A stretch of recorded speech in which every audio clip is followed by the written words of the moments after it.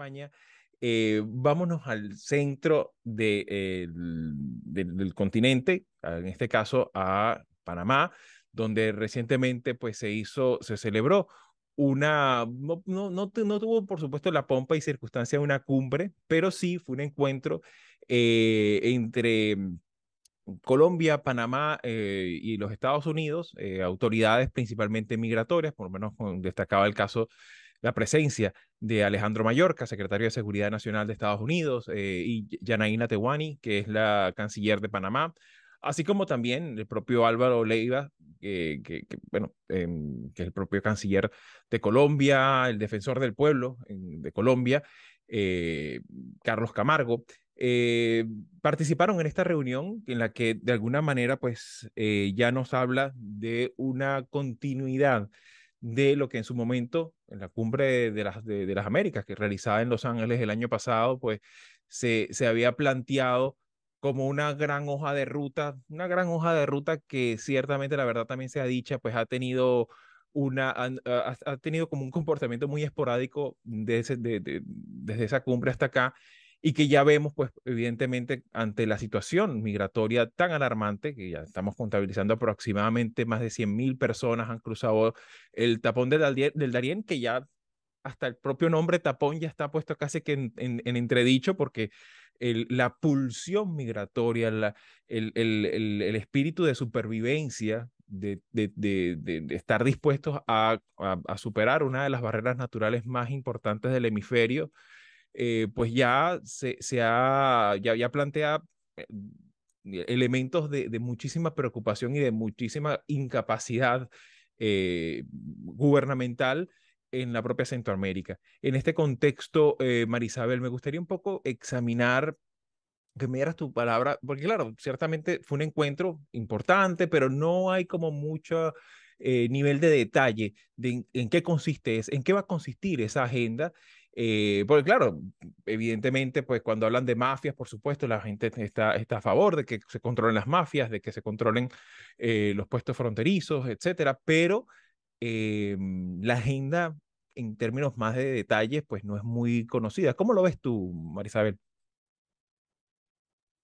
Bueno, creo que la agenda no la vamos a conocer hasta que no hayan acuerdos, porque en el caso concreto de los Estados Unidos, los activistas de derechos humanos, activistas a favor de la inmigración y en contra de la inmigración, además de que tenemos un montón de leyes, como en el caso de la Florida, que son anti-inmigración, aquí hay un hervidero. Entonces, esa agenda, mientras menos la promuevan, en cuanto al contenido preciso, concreto de las medidas que ellos quieren acordar con Colombia y Panamá, sobre todo. Eso no lo vamos a saber hasta que no hayan acuerdos. Y entiendo que están en etapas no muy avanzadas. Claro, esto también hay que verlo en el marco de los preacuerdos de la cumbre de la democracia, eh, en el entendido de que hay que lograr mecanismos. Primero, que ataquen de manera efectiva la industria del tráfico humano que representan los coyotes. Eso es lo primero, porque no es nada más ese segmento que se encuentra en México. No, eso comienza inclusive no en Venezuela, eso comienza en Perú, en Ecuador y por ahí se van, porque esos son etapas en un viaje muy largo donde hay unas cadenas donde, por cierto, están involucrados gente digamos, del orden público, Fuerzas Armadas, policías, en fin. Esto no es nada más civiles cometiendo crímenes, ¿no?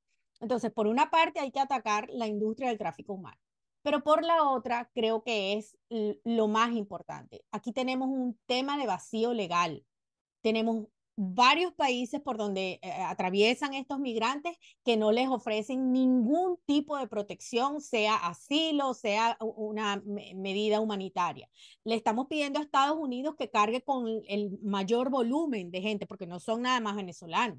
Hay haitianos, hay ecuatorianos. Estamos pidiéndole a un solo país que asuma esa carga cuando hay un tránsito por países donde simplemente, fíjense lo que hace Panamá, los lleva en autobús hasta la frontera. Y lo mismo creo que se hace en Costa Rica. Entonces, aquí hay un problema que requiere de medidas efectivas. claro. eficientes y no lo Sí, estamos viendo.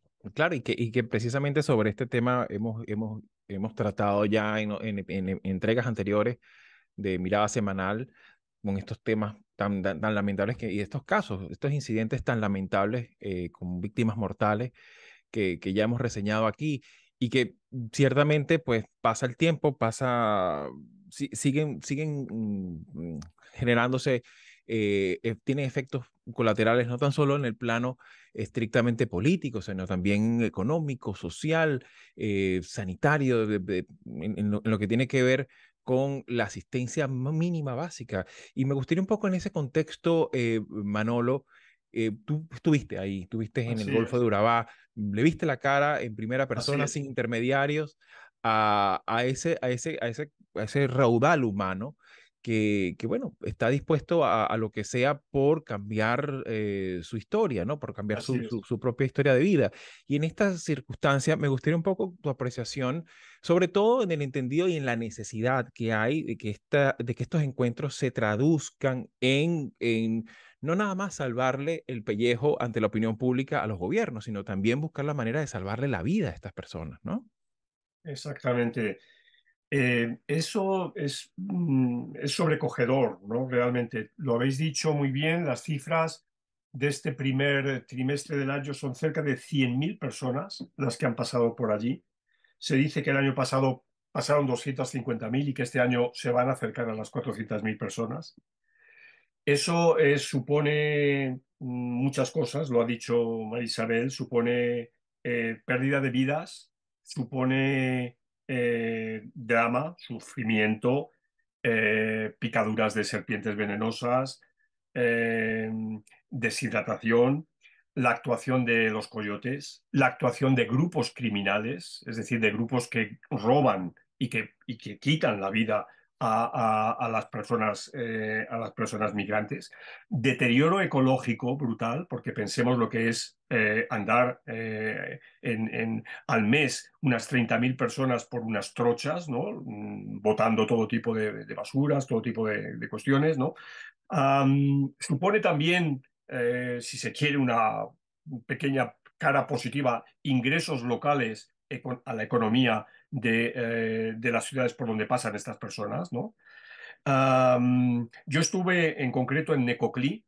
En Necoclí, Colombia, salen las barcas a Capurganá. Capurganá está al otro lado del Golfo de Urabá y ya a muy, muy pocos kilómetros de la frontera panameña, donde, como muy bien habéis dicho, no llega ninguna carretera. No llega, por consiguiente, ningún tipo de transporte, de transporte. O sea, ahí es donde comienza verdaderamente el sufrimiento, porque hay que cruzar unas serranías por trochas, ¿no? Curiosamente, en el Golfo de Urabá ya está organizado el transporte, es decir, la gente que se sube a las lanchas, yo lo vi en Necoclí, paga su tarifa, su boleto para tomar la lancha y también, curiosamente, paga un pequeño impuesto de tráfico marítimo, ¿no? De impuesto portuario, que lo llaman así, ¿no? O sea que ese sentido está absolutamente organizado. Y también otra cosa muy interesante es la heterogeneidad de nacionalidades.